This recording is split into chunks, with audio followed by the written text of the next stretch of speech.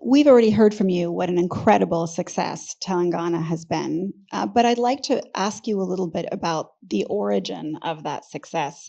So right after you served in several ministerial capacities in Telangana, but one was as IT minister, it was ranked by Niti Aayog as the #1 state for the ease of doing business.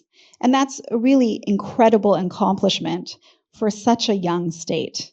And you mentioned the sort of history of maybe, that a new state was a part of the success, perhaps, because you had a lot of passion, a lot of purpose that was built into the very starting moment.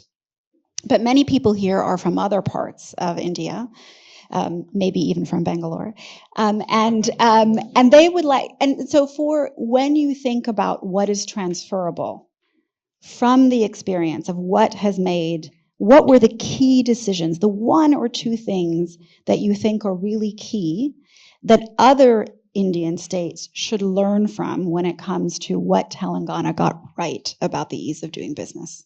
The most interesting and most heartening thing about India is, India is not a homogeneous country. We are you lived there for a bit. You worked in India as well. You'd know it. It's a very diverse country. Everything changes in India every 200 kilometers. The language, the dialect, the culture, the cuisine. I think even probably the politics. So therefore, I think what needs to come about, or what needs to happen, really, if you ask me, is the cohesion that is supposed to bring Indian states together. The cohesive force. Where we learn from each other, where we don't have to reinvent the wheel. That is something that is, I believe, truly missing right now in India.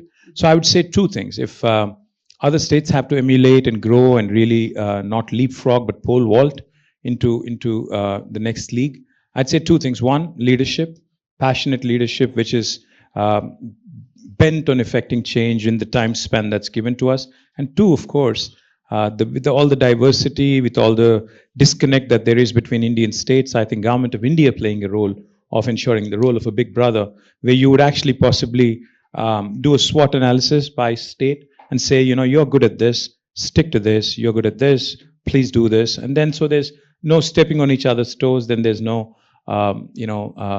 bickering of sorts in between the states, but learning from each other, working in a complementary fashion. We use this word federalism very, very loosely in India. So cooperative federalism is what should be the order of the day.